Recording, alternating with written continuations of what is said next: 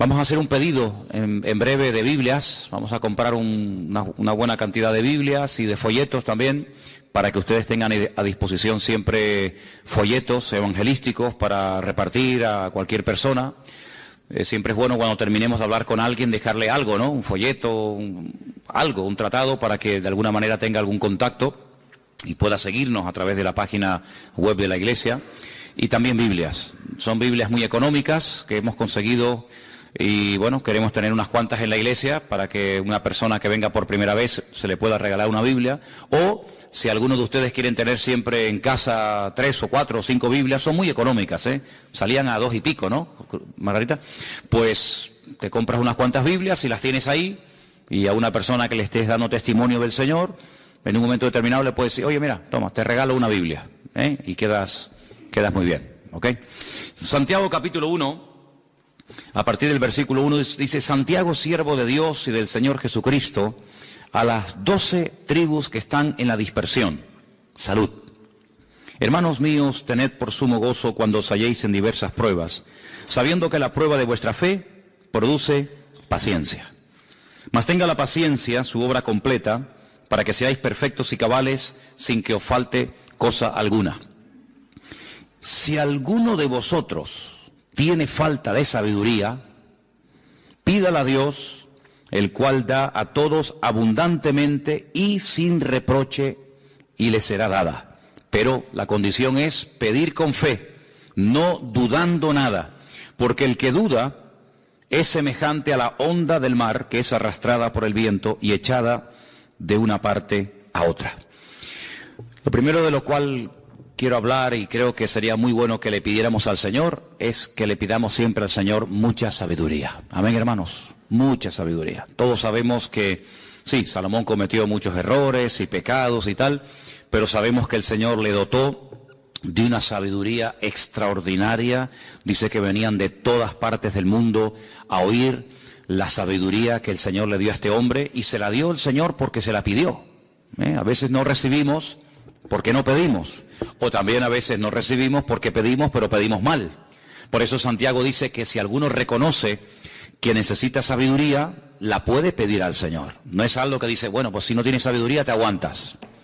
En algunas escuelas de Grecia, para poder entrar a ellas tenías que tener un mínimo de conocimientos. En las escuelas del filósofo griego Platón había carteles que avisaban a los neófitos, que avisaban a las personas que no sabían ciertas y determinadas cosas, que no perdieran el tiempo, que no entraran para aprender, porque para entrar y aprender y recibir enseñanzas de Platón o de otros filósofos de la época, tenían que tener un mínimo de requisitos.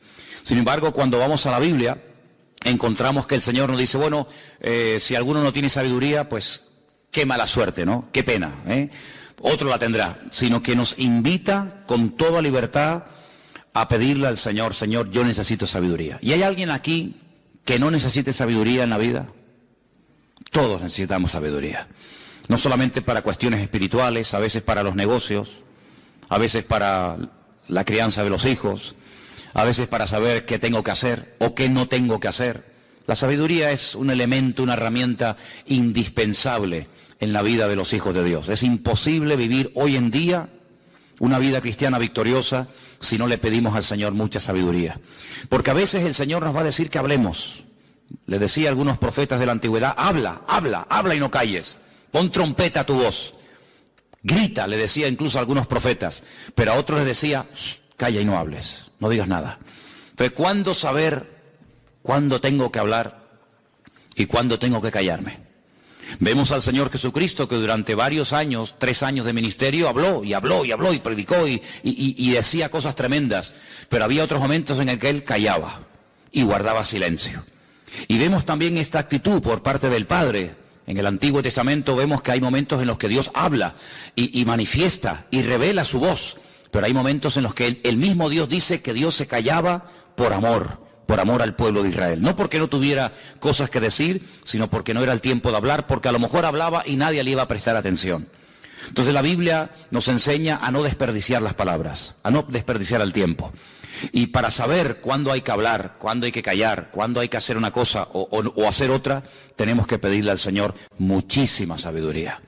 Pero si le pedimos al Señor sabiduría, que es saber actuar en cada situación y en cada momento, tenemos que pedirlo con fe. Es una de las condiciones para poder orar. Cada vez que tú ores pidiendo sabiduría o cualquier otra cuestión, lo que tenemos que pedir siempre es con fe, con la seguridad y con la certeza de que mi Dios me está oyendo, de que Él está muy interesado en lo que le estoy pidiendo, que Él no hace oídos sordos a mis peticiones y a mis necesidades, sino que dice la Biblia, pedimos con fe, con la certeza, con la convicción absoluta de que el Señor quiere concederme lo que yo le estoy pidiendo. De hecho, hay como a veces algo extraño, ¿no? A veces el Señor quiere darnos algo y Él pone el deseo, el querer en nosotros de que le pidamos ese algo. Fíjate qué bueno es el Señor. A veces el Señor te quiere dar una bendición y te la quiere dar, pero como no se la pides, pues no te la da. Entonces, ¿qué hace el Señor? Te pone el deseo en tu corazón de que le pidas por algo y el Señor dice, ya era hora que me pidieras por ese algo, te lo quería dar, pero como no me lo pedías, pues no te lo daba. Entonces, hermanos, pidamos con fe, con la seguridad absoluta de que si necesitamos sabiduría, vamos a recibir lo que le pedimos al Señor. Leía hoy un capítulo que es una maravilla, es un capítulo un poquito largo, pero yo les animo a que ustedes lean el capítulo 8 del libro de Proverbios. Hoy comencé a estudiar el libro de Proverbios, es una joya, es una maravilla, de verdad que es algo extraordinario. Y el capítulo 8 del libro de Proverbios habla de lo que es la sabiduría, habla acerca de cómo Dios usó de sabiduría, de cómo la sabiduría es antes de la creación del mundo, de cómo la sabiduría, ¿verdad?, se manifestó, se hizo carne y hueso. Dice la Biblia que Jesucristo es la sabiduría de Dios encarnada. Entonces, la sabiduría es una herramienta indispensable que está a nuestra disposición, pero para recibirla, en este caso, hay que pedirla. Hemos dicho en algunas ocasiones que hay cosas que vienen a veces sin pedirlas, en ese maravilloso amor y bondad del Señor. Pero en este caso particular, la sabiduría es fundamental pedirla. Así que si alguien esta tarde necesita de sabiduría porque no sabes lo que hacer, no sabes qué decisión tomar, lo primero, pedir al Señor con fe, con la confianza absoluta de que Dios te la va a conceder. ¿Cuántos dicen amén? Si no pedimos sabiduría y tomamos decisiones, podemos equivocarnos. Si no le pedimos al Señor sabiduría, ¿en base a qué te mueves? ¿En qué te basas? ¿En tu experiencia? ¿En tu propio conocimiento? Pregunto, ¿no será eso orgullo? ¿No puede ser que yo tenga tanta confianza en mí mismo que no hace falta que le pida al Señor sabiduría? Yo sé cómo solucionar este problema. Yo sé cómo hablar con esta persona. Yo sé cómo moverme en este terreno o en esta circunstancia. Cuando no pedimos sabiduría al Señor, es como expresar nuestra confianza en nosotros mismos. Y en quien tenemos que tener confianza siempre es en nuestro Dios. ¿Cuántos dicen amén? Quiero que leamos en Romanos capítulo 12, versículo 2, porque una vez que le hayamos pedido sabiduría al Señor y el Señor te la haya concedido, te va a ayudar mucho para poder tomar sabias decisiones, no basado en emociones, no basado en sentimientos ni en modas, sino basado en algo que es de vital importancia en la vida de cualquier creyente. Romanos capítulo 12, versículo 2. Y dice así la palabra del Señor: no os conforméis. Otra versión dice, no te adaptes al sistema de valores del mundo. No os conforméis a este siglo, sino transformaos, renuévense por medio de la renovación de vuestro entendimiento. Y ahora dice, para que podáis comprobar cuál sea la voluntad de Dios, y añade que es agradable y es perfecta. Sí, hay una voluntad soberana de Dios. Sí, hay un deseo de Dios, un propósito eterno de Dios a nivel general, y luego hay una voluntad de Dios de tipo personal e individual.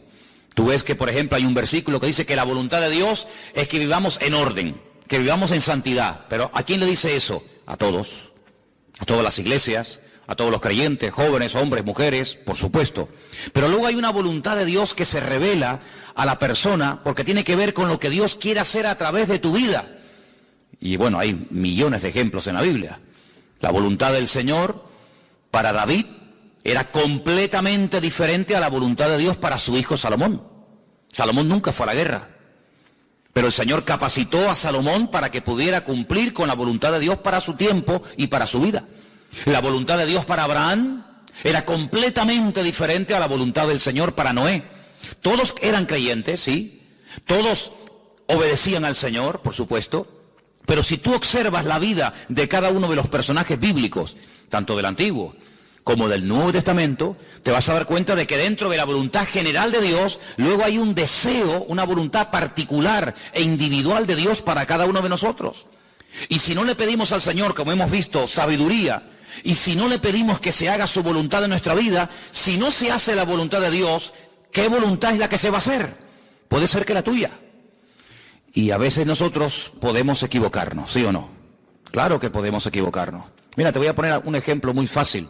Dice la Biblia que en el corazón de David siempre hubo el deseo de construir un templo.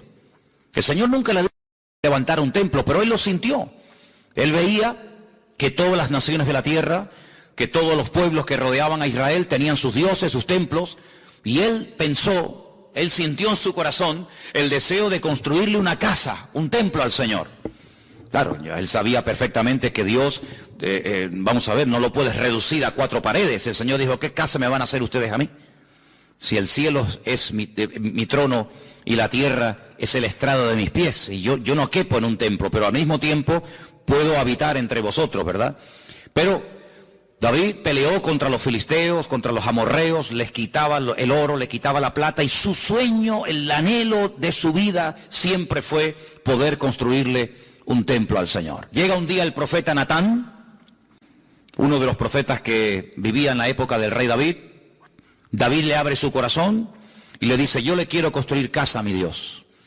Yo no estoy contento con ver que yo vivo en un palacio y el arca del pacto del Señor la tenemos debajo de una lona, y no puede ser que mi casa sea mucho más lujosa y más hermosa que el lugar donde mora nuestro Dios. Y Natán le dijo, haz todo lo que venga a tu corazón, y se va.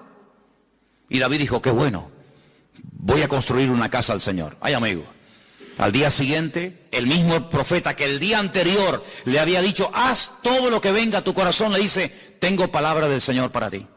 Dime, el Señor me ha dicho que no levantes templo para Él. Pero, no, porque hay una serie de cosas en tu vida que no te capacitan, no te cualifican para construirle casa. El Señor dice que la casa, que el templo que quieres construir lo levantará tu hijo, no tú. David no peleó con el profeta ni con el Señor. David se resignó, David aceptó que él no era el instrumento que el Señor iba a utilizar para construir el templo, sino su hijo. ¿Qué es lo que él hace? Sigue exactamente igual, acumulando oro, madera, piedras preciosas, etcétera, todos los materiales, compone las canciones, crea o hace todos los instrumentos musicales que se van a tocar en el templo. Es decir, hace todo y se lo entrega a su hijo Salomón como herencia, porque él entiende que la construcción del templo no pasa por él, sino pasa por su hijo Salomón. En otras palabras, él no va a competir, él no va a forzar a Dios a que cambie de opinión, sino que él dice, bueno, Dios ya me ha hablado su voluntad. ¿Qué pasó el día anterior con el profeta? ¿Cómo le dijo, haz lo que venga a tu corazón, que Dios está contigo? Bueno, le habló precipitadamente, le habló sin consultar la voluntad de Dios. Le habló en ese deseo de decir, sí, adelante hermano, no pasa nada. Es que quiero construir una iglesia en los rodeos. Ay, qué bueno hermano, venga adelante. Si usted tiene medios y puede hacerlo, adelante. Y al día siguiente te llega el profeta y dice, no, mire hermano, no lo haga. ¿Por qué? Porque he orado al Señor y el Señor me ha dicho que le comunique que no la construya. Esas cosas del Señor, ¿verdad? Entonces, todo lo que hacemos en la vida, no lo hagas y luego le preguntas al Señor. Hazlo al revés. Consúltale previamente al Señor, Señor, ¿esta es tu voluntad? Póngale pruebas al Señor. Espere en el Señor, que es otro de los puntos que vamos a tocar. No se precipite, no se lance al vacío a ver si hay agua, sino consulte al Señor. Dice que la voluntad de Dios es perfecta, es completa. Puede ser que a lo mejor al principio no lo entiendas.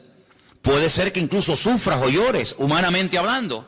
Fíjate cuando el Señor Jesucristo en el huerto de Getsemaní le dice al Padre, Padre, pasa de mí esta copa. Es decir, esta experiencia es durísima, pero que no se haga mi voluntad, sino la tuya. Bueno, aceptar la voluntad del Padre, ¿cuál era? Ir a la cruz, amigo.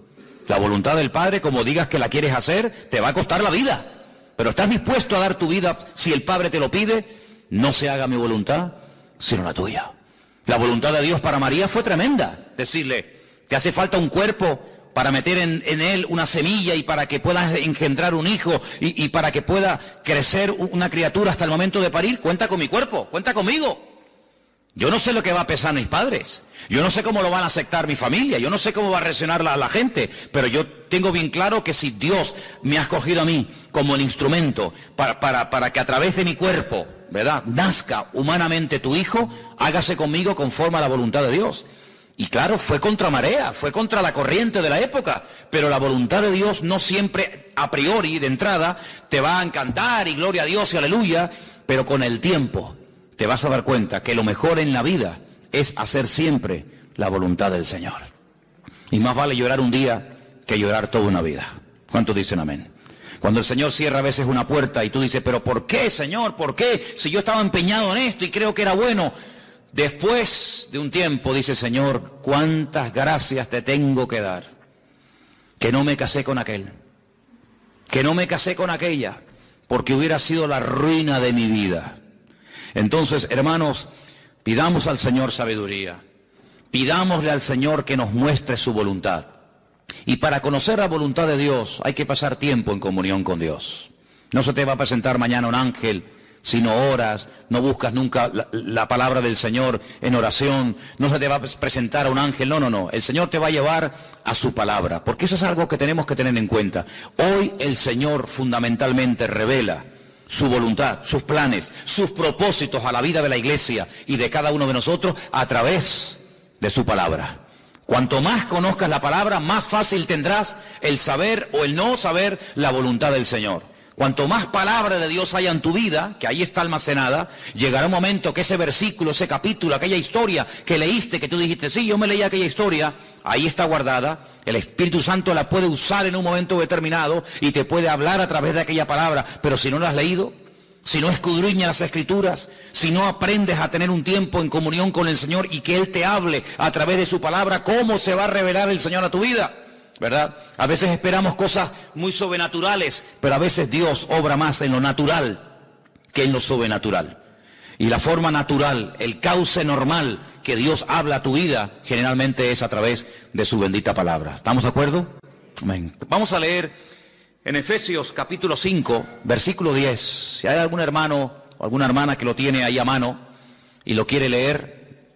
Efesios capítulo 5, el versículo 10, es un versículo muy cortito, casi no lo podríamos aprender de memoria, pero es muy bueno y muy necesario en estos tiempos en los cuales estamos viviendo. ¿Qué dice, hermano?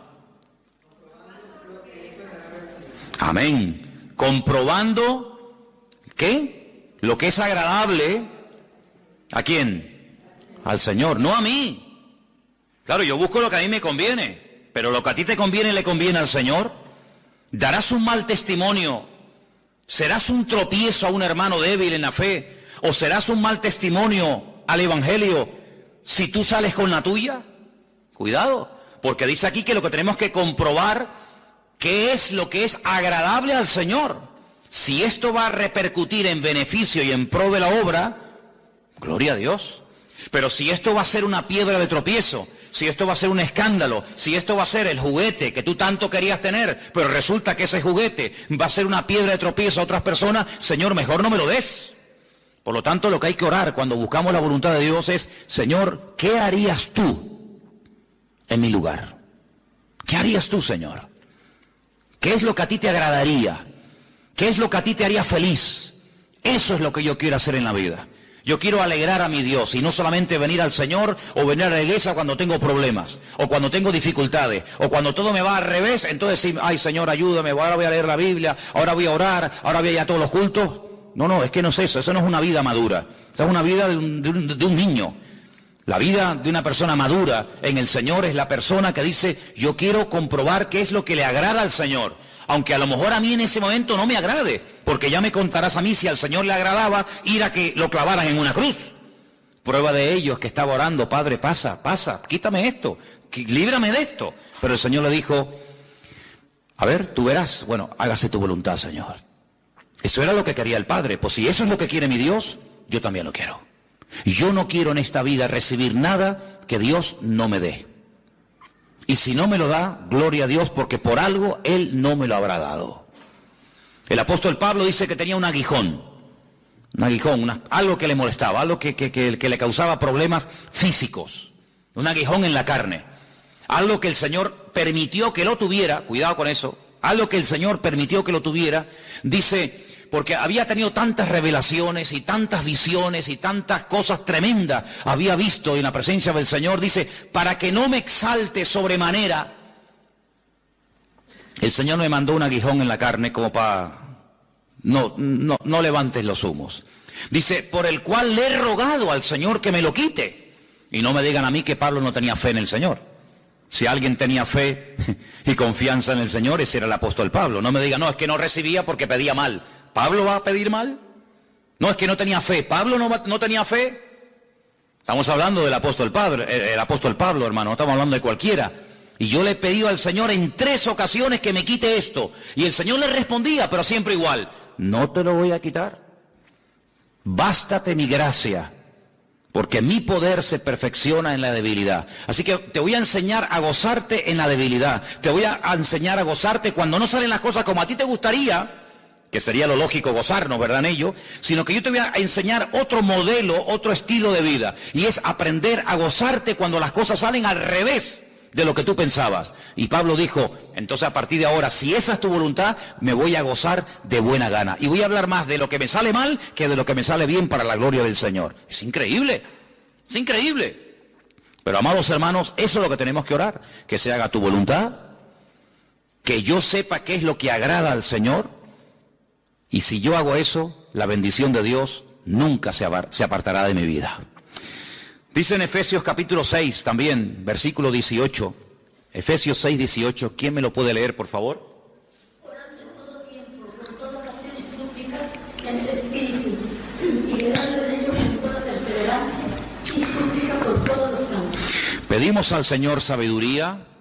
A través de la sabiduría que el Señor nos da podemos conocer su voluntad, pero eso no significa de que ya voy a dejar de orar, sino como hemos leído, hay que orar en todo tiempo. Y saben, hermanos, el Señor ha diseñado la oración de tal manera que si os fijáis, se puede hacer de día, de tarde o de noche. Se puede hacer de pie, sentado, caminando o acostado.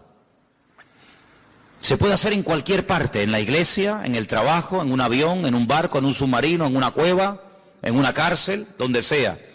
El Señor ha diseñado la oración de tal manera, algo tan vital, el oxígeno del creyente, que en cualquier momento, incluso hasta trabajando, puedes estar orando, conduciendo puedes estar orando, viajando puedes estar orando, en la cama puedes estar orando. ¿Para qué? Para que no tengas excusa, para que no digas, claro, el Señor dice que hay que orar en la iglesia, de 4 a 6 de la tarde, lunes, miércoles y viernes, y hoy no tengo ninguna de esas condiciones. No, hermano, no hay horario, no hay postura, no hay lugar. En cualquier sitio, a cualquier hora, de cualquier forma, orando al Señor en todo tiempo. Es más, hay un versículo que dice, a veces uno dice, ¿cómo se puede cumplir ese versículo? Mira, orad sin cesar. En otras palabras, una actitud constante y permanente de oración. Sí, pero ¿y si no hay culto? ¿Y qué más da? ¿Es que usted solamente ora cuando viene a la iglesia? ¿Y cuando no hay culto no oras? ¿Es que solamente abres la Biblia jueves y domingo? ¿Y el lunes dónde está la Biblia? ¡Ay, la perdí! A veces se han perdido Biblias en la iglesia y han pasado meses y la gente no las ha reclamado. Yo digo, ¿se habrá dado cuenta la hermana tal? No voy a decir el nombre. ¿Se habrá dado cuenta el hermanito tal que su Biblia está en la iglesia? Y a veces a los 2 meses y medio me dice, hermano, ¿usted por casualidad ha visto una Biblia por aquí? Digo, sí. Tú tendrás otra Biblia en casa, ¿no? Dice, sí, tengo otra. Digo, porque si no, Llevas 2 meses y medio sin abrir la Biblia. Cuando la abras, ten cuidado que te pueden salir arañas o perenquenes, como decimos aquí también, ¿no? ¿Vale? Entonces, hermano, orar en todo tiempo. Esa es la prioridad.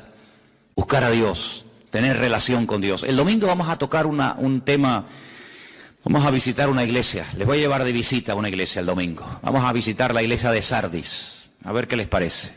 Ay, amigo. ¿Qué problema tenía la iglesia? ¿Falsa doctrina? No, no tenían falsa doctrina. ¿Falsas profetas como vimos el domingo pasado con la iglesia de Tiatira? No, allí no había falsas profetas. ¿Divisiones entre los hermanos? No. ¿Celos, envidias? No. ¿Pero qué problema tenía la iglesia? ¿Que no leían la Biblia? No lo tenían. ¿Que no oraban? No. ¿Pero qué problema tiene la iglesia? Que estaban muertos. ¿Y qué problema tiene un muerto? Que está muerto. Ay, amigo. ¿Y cómo llegaron a esa situación? Me preguntaba yo esta semana preparando el mensaje del domingo. ¿Cómo se puede morir una iglesia? Porque una iglesia no son 2 familias. Una iglesia no son 3 o 4 hermanitos. No son solamente los jóvenes, o el ujiero, o los músicos, o el pastor. ¿Cómo se puede morir una iglesia? ¿Cómo se puede morir uno que en su día sirvió y predicó y adoró al Señor?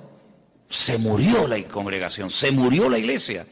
Y una de las razones por las que se puede uno ir muriendo es por cortar la comunión con nuestro Dios. Al salir de la cobertura del Señor, comienzas a configurar tu vida de maneras varias y diversas, pero no logras actualizarte, porque no vas a encontrar bajo ningún concepto nada en esta vida que te pueda renovar y te pueda mantener vivo, más que solamente a través de la comunión diaria y permanente con el Señor. ¿Cuántos dicen amén? Y yo siempre le he dicho, hermanos, cuando yo he salido de viaje y he pedido oración, cuando regreso le digo, hermanos, yo noté que ustedes estaban orando por mí. Y también se nota cuando no oran por uno, ¿sí o no? Por lo tanto, hermano, el mayor favor que usted le puede hacer a la iglesia no es solamente viniendo y apoyándola, sino orando por la obra, orando por lo que se hace, orando por los jóvenes, orando por los niños. La vida es muy larga, el día es muy largo y tenemos que orar en todo tiempo. El apóstol Pablo, fíjate tú, pedía oración a las iglesias que él había establecido, iglesias que él había fundado, y una vez dijo, pido que oren por mí porque no tenemos que ignorar las maquinaciones del diablo. Él lo decía abiertamente, era un hombre con una percepción espiritual tremenda. Dice, ¿cuántas veces yo quise ir a visitarles, hermano? Decía Pablo, ¿cuántas veces me propuse ir a visitarles? Pero el diablo se metió por medio. ¿Cómo el apóstol Pablo sabía que a veces la iglesia puede como allanar el camino, verdad?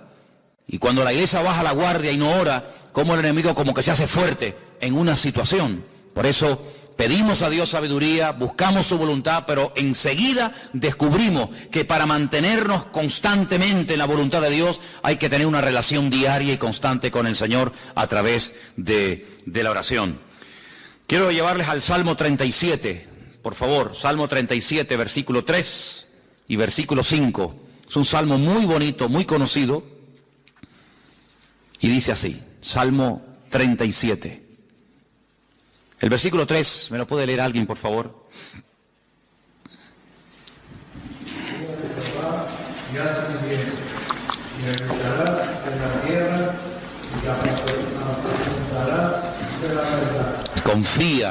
Confía en el Señor.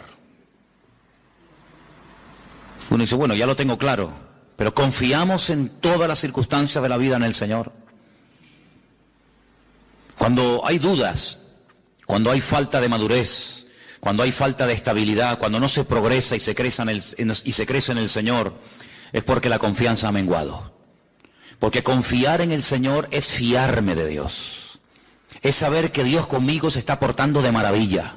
Que todo, si yo estoy en santidad y en orden y alineado con el Señor, ojo, que todo está saliendo según el plan de Dios. Que Dios no se equivoca. Que Dios no es injusto. Que Dios tiene todo bajo control y que no tengo por qué sentirme mal. Cuando yo me siento mal, cuando creo que no están saliendo las cosas como yo creo que deberían de salir, ¿saben lo que estoy diciendo sin palabras? No está siendo bueno conmigo, Señor. Tú sabes lo que yo quiero. Tú sabes lo que te he pedido. Y no me están saliendo las cosas como yo incluso hasta he orado. ¿Saben, hermano, lo que significa eso? Señor, tú no lo estás haciendo bien. Yo lo haría mejor, Yo lo haría diferente. Es tremendo, hermano. Cuando bajamos la guardia, nuestros pensamientos son traicioneros. Y nuestros pensamientos nos hacen como decir, pero Señor, pero yo no me merezco esto. Yo he pedido varias veces con fe por esto. Cuando dejamos de confiar en el Señor, comenzamos a confiar en nuestra propia sabiduría, en nuestra propia experiencia, en nuestros criterios y opiniones particulares y personales. Por eso nos dice la Biblia, confía en el Señor, y haz el bien. No es confiar en el Señor y decir, bueno, vale, yo confío en el Señor. No, y muévete. Haz el bien, actúa conforme a la voluntad del Señor. No es confiar en Dios de una forma pasiva. Bueno, yo confío en el Señor. No es resignación. Confiar en Dios no es resignación. No es callarme la boca. Bueno, no voy a decir nada para no ofender a nadie. No, eso no es confiar en Dios. Esa actitud no es la correcta. Yo confío en Dios, sigo comportándome, haciendo el bien, y además añade verso 4, y ahora deleítate en el Señor. Fíjate cómo son como los eslabones de una cadena. Confío en el Señor y no me quedo parado, sigo haciendo el bien, lo que tengo que hacer, lo que he venido haciendo, pero no solamente lo sigo haciendo, sino que hay un añadido más. Deleítate en el Señor. Y a veces yo creo que hay creyentes como que les falta deleitarse en el Señor, disfrutar de la vida cristiana. Porque la vida cristiana no es una vida de tormento y de sufrimiento, sino que podemos deleitarnos y gozarnos en el Señor. ¿Cuántos dicen amén? Oye, que no es una tragedia ser cristiano, que es una bendición. ¿Cuántos dicen amén? Bueno, pues demuéstralo, exteriorícelo, dígaselo a su cara de vez en cuando también, haga algo. Encomienda al Señor tu camino, versículo 5, confía en Él y Él hará. Una de las cosas que estamos viendo en la clase de hermenéutica todas las semanas es analizar y tener en cuenta siempre el tiempo de los verbos. Confía en el Señor, confía en Él y Él hará. ¿Cuándo? Bueno, a usted no le interesa. ¿En cuándo, amigo? ¿Vas a restaurar el reino? ¿Se va a implantar la monarquía otra vez? No les toca a vosotros saber estas cuestiones. Ya está. Ustedes lo que tienen que hacer es ir a Jerusalén y esperar la promesa del Padre. Punto. Y cuando confiamos en el Señor, no me importa cómo el Señor lo va a hacer. No me importa a través de quién lo va a hacer, ni siquiera cuándo lo va a hacer, sino que yo sé que la promesa del Señor dice, confía en el Señor, encomienda al Señor tu camino y Él hará. Y el Señor nunca, jamás llega tarde a ninguna cita. Puede parecer que está tardando, ¿sí o no? ¿No te ha parecido a ti alguna vez? Seamos sinceros. Puede ser. Puede ser que pero no habrá llegado la oración con estas lluvias y con estas cosas, ¿no? A lo mejor se perdió entre la lluvia, ¿no? Mira, hermano, esta mañana temprano, cuando yo salí a pasear a mi hijo Trotsky, yo vi el arco iris. Y cada vez que un creyente ve el arco iris, tiene que pararse donde esté y decir, gracias, Señor. Gracias, Señor. El arco iris, qué interesante. Alguien dijo, la lluvia en colores. ¿Hacia dónde apunta el arco? Porque un arco es así, ¿no? Tiene una cuerdita que tú la tensas y lanzas la flecha. El arco iris, cuando sale en el firmamento, ¿hacia dónde apunta el arco? ¿Hacia arriba o hacia abajo? El arco iris realmente es un círculo. Realmente es un círculo. Solamente viendo el arco iris uno sabe que la Tierra es redonda. Si no, el arco iris sería plano. Sería horizontal. Fíjate que falta de inteligencia al hombre a lo largo de la historia, que se empeñaban en decir que la Tierra era plana. Solamente cuando veas el arco iris sabe que la Tierra no es plana, sino es circular, es redonda. Pero cuando nosotros vemos el arco iris no lo vemos totalmente redondo. El único arco iris que se puede ver en forma circular, que yo lo he visto, y en algunas ocasiones se puede ver, es el arco iris lunar. Es el que sale por la noche con la luz de la luna y se puede ver alrededor de la luna como un circulito completamente redondo.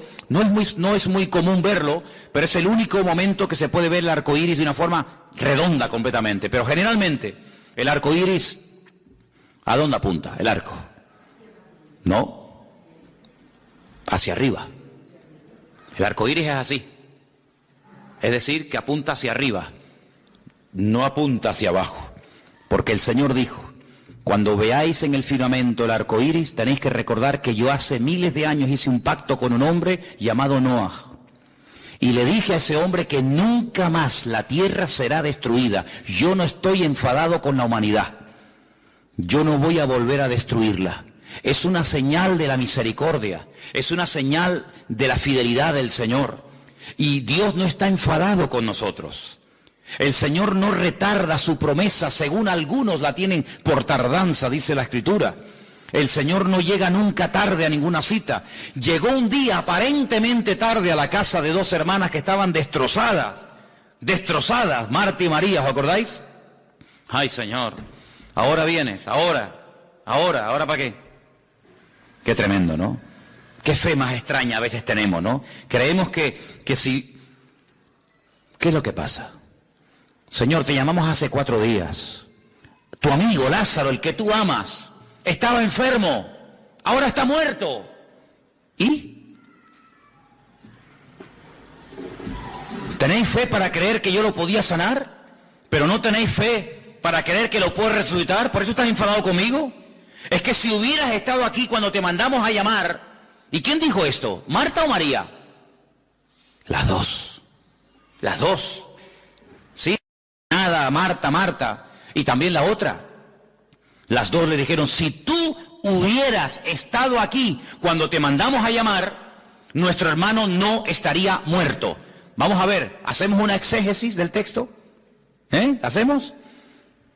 Ok. Si tú hubieras estado aquí cuando te mandamos a llamar, nuestro hermano Lázaro no estaría muerto. Parafraseando, nuestro hermano Lázaro está muerto porque tú no estuviste aquí cuando tenías que haber estado.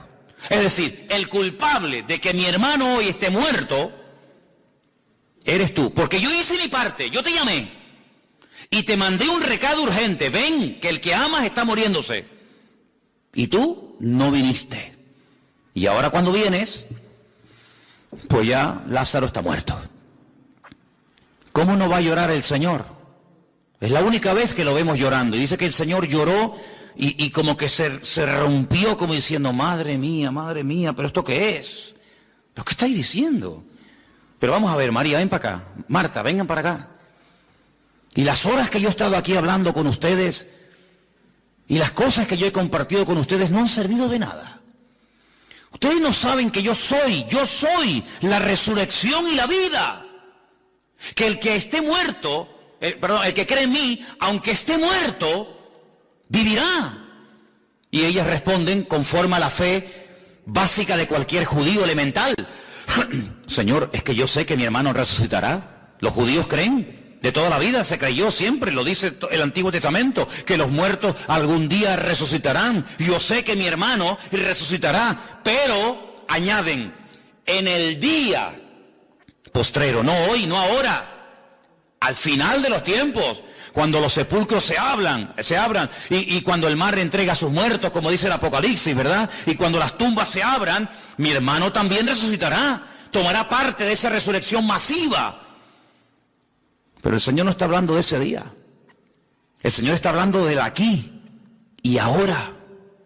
Si ustedes tienen una fe tremenda para creer que toda la humanidad va a resucitar y se va a presentar delante del trono en el día postrero, y tienen una fe increíble, pero ¿y por qué esa fe no la traen un poquito más para acá y la acercan a vuestra vivencia ahora, actual y personal? Porque si yo pregunto en esta tarde, hermano, ¿usted cree, y sean sinceros, usted cree que algún día usted va a entrar a caminar por una ciudad cuyas calles son de oro? ¿Cuántos creen eso? 4. Amén, todos, ¿no? Ok. Una calle de oro. Y las puertas son de perlas. Y los cimientos son de piedras preciosas. Y veremos a Abraham. ¿Veremos a Abraham o no? Y a Moisés. Y a David. ¿A quién le gustaría ver usted, aparte lógicamente del Señor? ¿A quién, por ejemplo? A David. A Salomón. A la reina de Saba, dirían algunos, ¿no?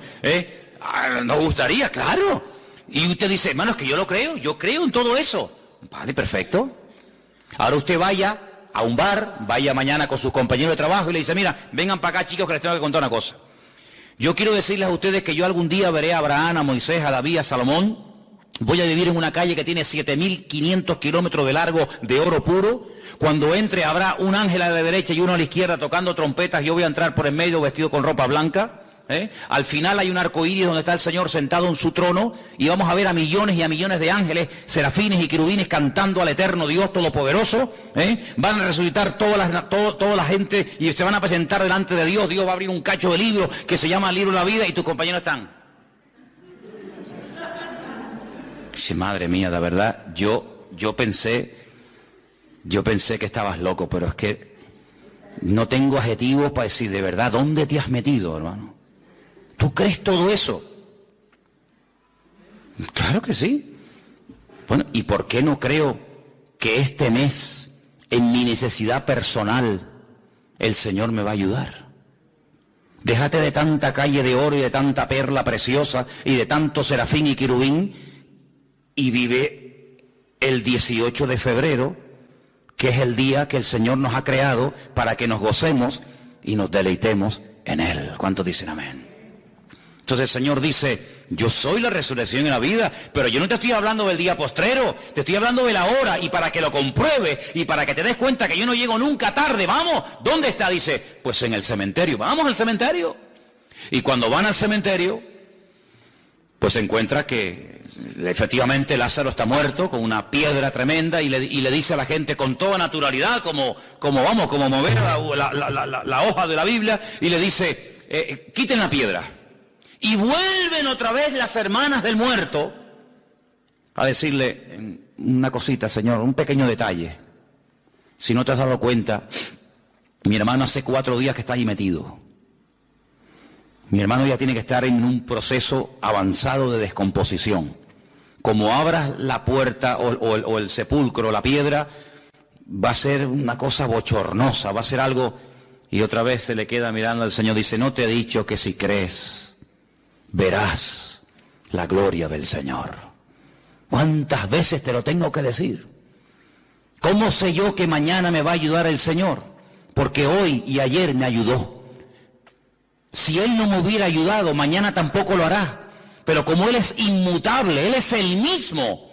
Si Él me sanó, me sanará. Si Él me salvó, me salvará. Si Él me guió, me guiará. Si Él estuvo, está y estará conmigo todos los días, hasta el fin del mundo. No estemos diciendo ahora sí, ahora no. Bueno, ayer sí, porque no, pero ahora no. No, pero es que hoy no se puede. Pero vamos a ver, el que cambia somos nosotros. Ahora está lloviendo, mañana sale el sol y pasado sabe Dios lo que vendrá. Pero Él es siempre el mismo. Y entonces quiten la piedra. Y vemos cómo se produjo el milagro. Pero es como que tuviera que convencer el Señor a la familia, a estas 2 mujeres destrozadas, de que es posible cambiar circunstancias. De que no tenemos que entrar en una resignación. Ahora, si el Señor no lo quiere resucitar, gloria a Dios, me voy a gozar igual. Porque yo sé que mi hermano Lázaro ahora está en tu presencia. Ya está, si tú no lo quieres resucitar, pues gloria a Dios, ya está, no pasa nada. Como aquel que le dijo, no le digan nada al rey que el niño se ha muerto.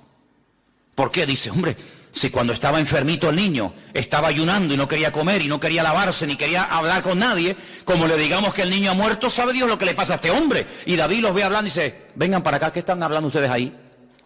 Es que el niño ha muerto. Ah, el niño ha muerto. Ah, venga, denme de comer, vamos a lavarnos, cámbiame la ropa. Y le dicen, Señor, no te entendemos. No te entendemos. Cuando el niño estaba enfermito, agonizando, ayunabas, no querías comer, no querías música, no querías nada, y ahora que el niño ha muerto, dice, bueno, si el Señor no me lo dio cuando se lo estaba pidiendo, si se lo ha llevado a su presencia, pues algún día yo iré a Él, pero Él no vendrá a mí. Por lo tanto, voy a demostrarle a mi pueblo que yo acepto y me gozo en la voluntad de Dios, aunque tenga que ir al cementerio a enterrar un hijo. Porque si me lo hubiera querido dar, me lo hubiera dado. Si no me lo dio, gloria a Dios, porque ahora sé cuál era la voluntad del Señor, que mi hijo estuviera en su presencia. Gloria a Dios. Entonces, estas cosas, hermanos, parecen tan normales, parecen como tan elementales, pero a veces como que nos cuesta aceptar la realidad presente. Nos gozamos de cuando conocimos al Señor, de la vida que llevábamos y la dejamos. Amén. Nos gozamos de la vida que nos espera cuando estemos en la presencia del Señor. Pero a veces como o vivimos en el pasado o vivimos en el futuro. Y yo digo, pero es que yo no vivo ni en el pasado ni en el futuro. Yo vivo el aquí y ahora. Y el aquí y ahora, ¿por qué estar triste? ¿Por qué estar preocupado? Si aquí y ahora es cuando el Señor está conmigo. ¿Cuántos dicen amén? ¿No nos ha dado vida? ¿No hemos llegado hasta aquí? ¿Sí o no? Pues ya está, pues gloria a Dios. Pero si preocuparnos por el mañana es lo más absurdo del mundo, ¿por qué? Porque no existe. El mañana no existe. No, ¿dónde está? Hoy es 18, ¿no? ¿Dónde está el 19 de febrero? El 22 de marzo, el 4 de abril, el 18 de julio, ¿dónde está? En un papel, en un calendario. ¿Y quién te dice a ti y a mí que vamos a llegar a ver ese día? ¿Quién nos dice a nosotros eso? Por lo tanto, dice el Señor, y yo vuelvo a repetir, este es el día que el Señor ha creado. Gocémonos y alegrémonos en Él. ¿Cuántos dicen amén? Si yo no me gozo ahora, pensando que mañana va a ser mejor, pues voy a cometer una gran equivocación, porque dice la Biblia, cada día tiene su propio afán. Y yo tengo que aprender a servir al Señor y a honrarle cada día como si fuera el último día de mi vida. Minuto a minuto. Finalmente quiero leerles en el Salmo 37 también, el versículo 7, donde dice, guarda silencio ante el Señor y espera en Él. Espera en Él. No te alteres, no te pongas nervioso con motivo del que prospera en su camino, por el hombre que hace maldades. Hermanos, hay gente que ha prosperado así, de la noche a la mañana. ¿Dónde están hoy? O en una cárcel, o esperando ser juzgados. Y toda la gloria que recibieron en poco tiempo se esfumó. Porque la gloria del mundo es pasajera, pero la gloria del Señor es eterna. ¿Dónde está en este momento el dueño de Vitaldén? Ay, amigo. 450 tiendas por toda España, aviones, helicópteros, caballos, fincas. Movían miles de euros, millones. Ay, amigo, el que muy rápido sube, también muy rápido baja. ¿Cuántas veces vemos en la televisión personas que robaron, que vivieron a todo tren, personas que no tuvieron ningún tipo de escrúpulos? Pero tarde o temprano esa gloria es pasajera. Dice, no te pongas nervioso, no te alteres, no te pongas preocupado, a cuestionar, a criticar con motivo del que prospera en su camino. A ti no tiene que preocuparte eso, a ti lo que te tiene que, entre comillas, preocupar, o ocupar, mejor dicho, es esperar en el Señor, guardar silencio ante Él y dejar que Él se encargue de las cosas de la vida. Que ya bastante tenemos con la nuestra para estar preocupados por las vidas de los demás. Solamente podemos vivir una vida al mismo tiempo. Hay gente que quiere vivir su vida, la vida de la hija, la vida del hijo, la vida del nieto, la vida de la nuera, y entonces quieren vivir 8 vidas al mismo tiempo. No, querido. Usted tiene que vivir su vida y deja a los demás en paz, que el Señor se encargará de cada uno de ellos. ¿Cuántos dicen amén? Así de claro. Esperar en el Señor, pacientemente, tranquilamente, sin nervios, sin agobio, sabiendo que el Señor tiene todo bajo su control. Y el último texto que quiero leer, Santiago 4, 13 al 15. Precioso texto también, vamos a leerlo. Santiago capítulo 4, del 13 al 15. Vamos ahora los que decís, hoy y mañana iremos a tal ciudad y estaremos allá un año y traficaremos o venderemos y ganaremos. ¿Cuánta gente hay así? Ahora voy para allá, estoy un par de añitos, gano un dinero, con ese dinero me vengo, me compro una casita, después no sé qué, ¿verdad? Dice, cuando no sabéis lo que será mañana. Tantos planes y tantos. Porque ¿qué es vuestra vida? Dice Santiago aquí. Ciertamente es neblina que se aparece por un poco de tiempo y luego se desvanece. En lugar de lo cual deberíais decir, si el Señor quiere, viviremos y haremos esto o haremos aquello. Pero ahora os jactáis en vuestras soberbias, y toda jactancia semejante es mala. Así que la actitud constante y permanente de nuestra vida tiene que ser, Señor,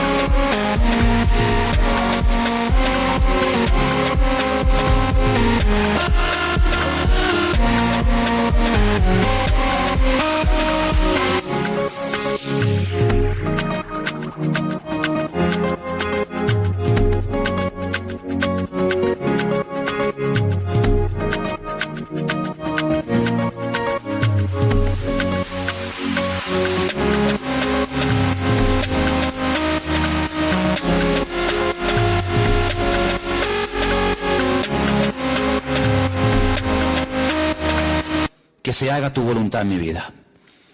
No voy a hacer planes en la carne porque me puedo ilusionar con cosas, me puedo ilusionar con un plan y con un proyecto, y como no me salga, me voy a sentir defraudado, me voy a sentir mal y me voy a llevar otro palo. Entonces no tenemos que aprender a base de palos, sino, Señor, yo quiero solamente hacer tu voluntad en mi vida.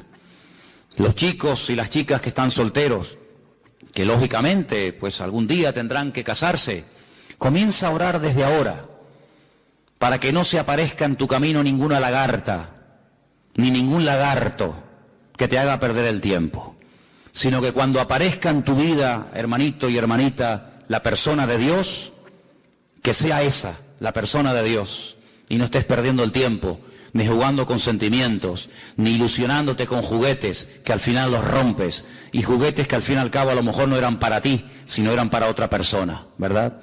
Así que, amados hermanos, vamos a orar para que verdaderamente en nuestra vida solamente se haga la voluntad del Señor.